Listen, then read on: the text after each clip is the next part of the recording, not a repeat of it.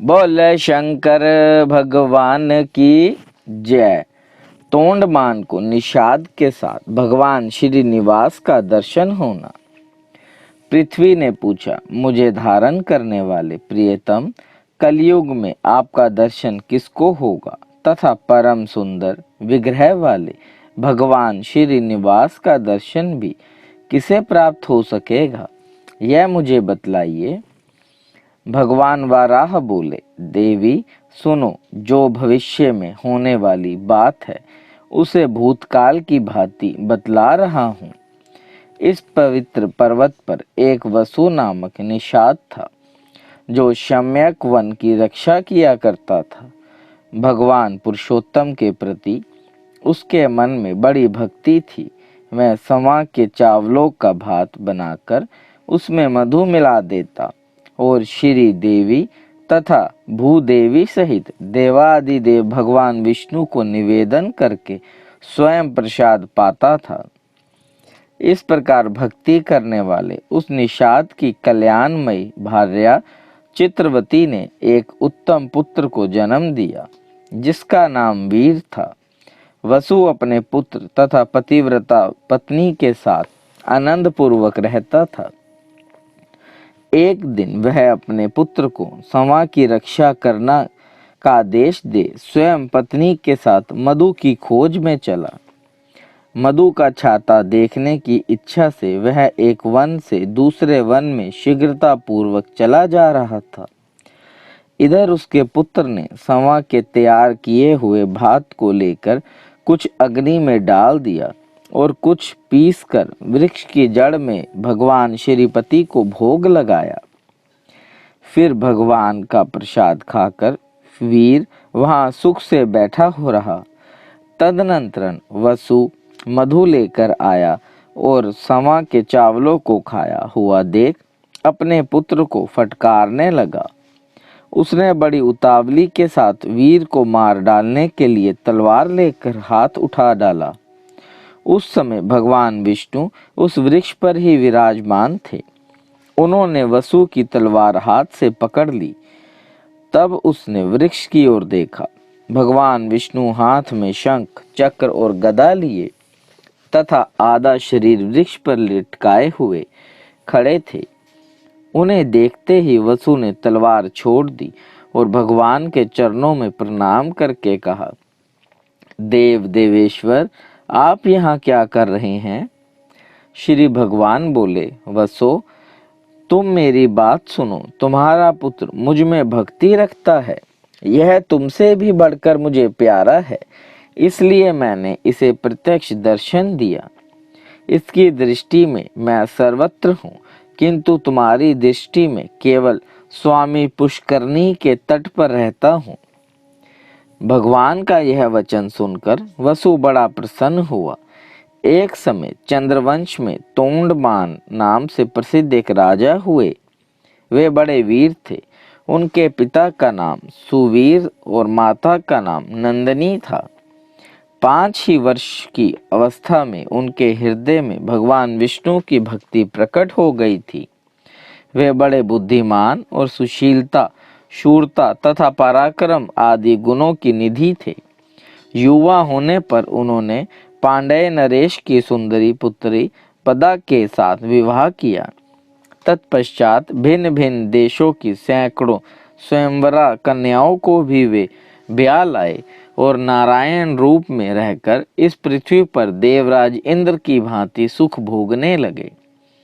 एक दिन सिंह के समान पराक्रमी तोंडमान अपने पिता की आज्ञा लेकर वे कैंटाचल के समीप शिकार खेलने के लिए गए। वहां अपने सेवकों के साथ पैदल घूमते हुए उन्होंने एक यूथपति गजराज को देखा और उसे पकड़ने के लिए उसका पीछा किया।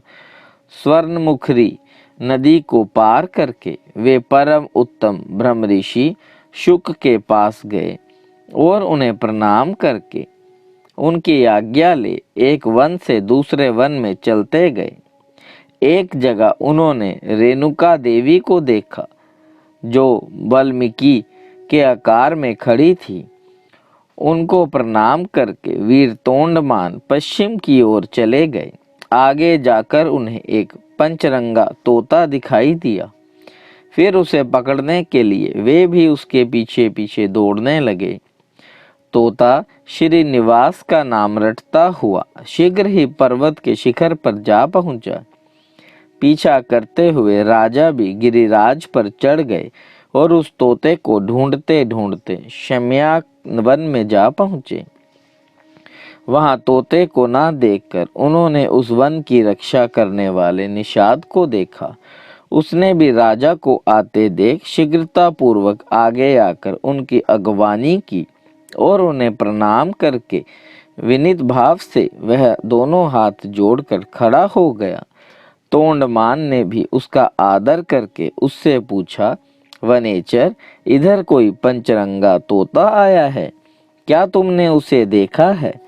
वह श्रीनिवास की रट लगा रहा था, बतलाओ वह किधर गया है?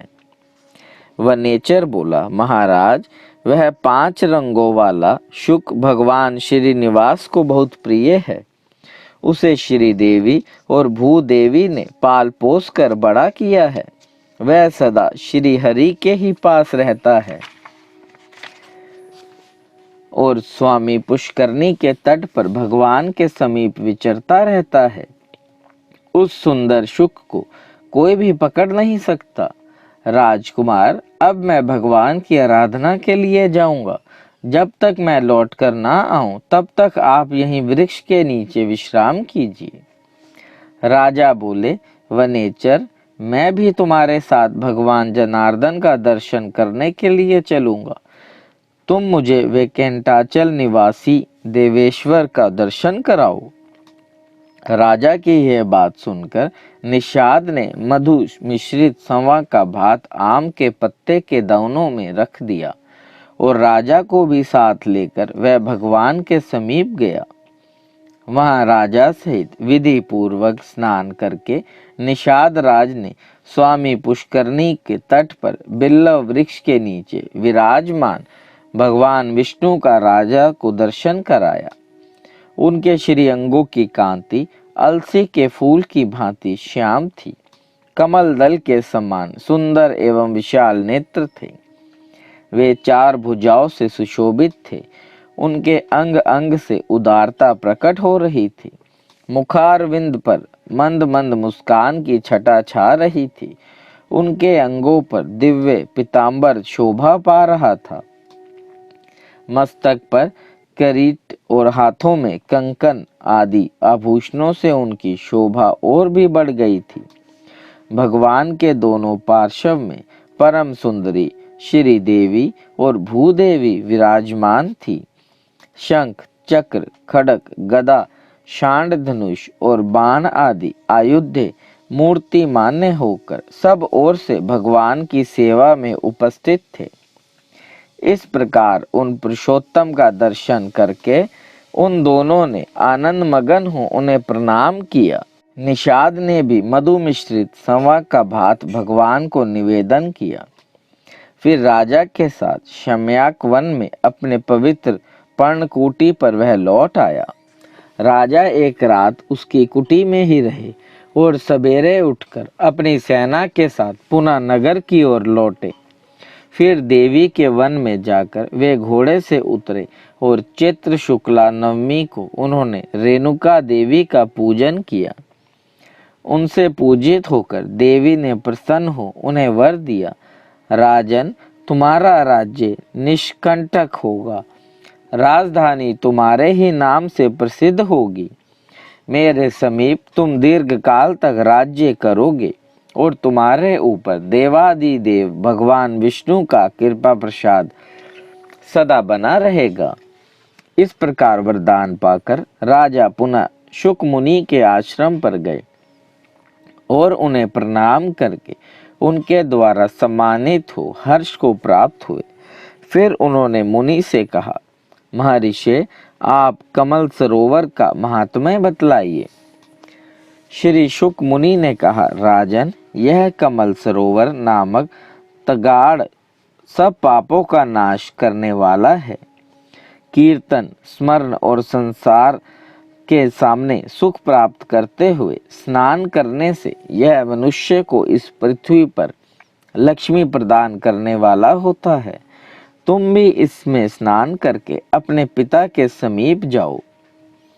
शुक मुनि का यह वचन सुनकर राजकुमार ने कमल सरोवर में स्नान किया और मुनि को प्रणाम करके घोड़े पर सवार हो अपने नगर को प्रस्थान किया।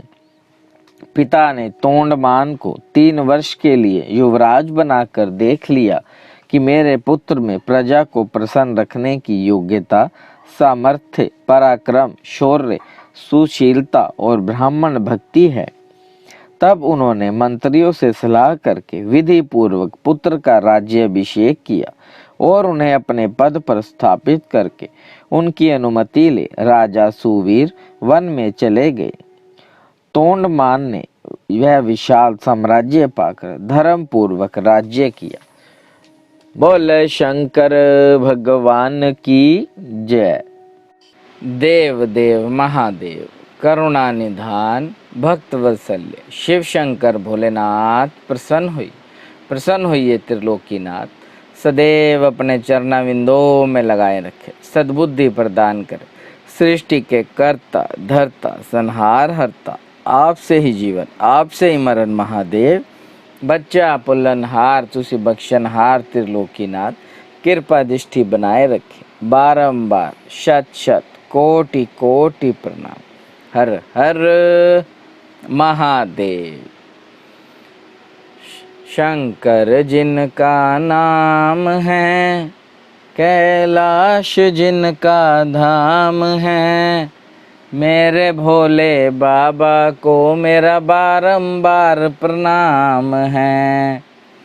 हर हर महादेव शंभु, काशी विश्वनाथ गंगे। हर हर महादेव शंभु, काशी विश्वनाथ गंगे। ओम नमः शिवाय।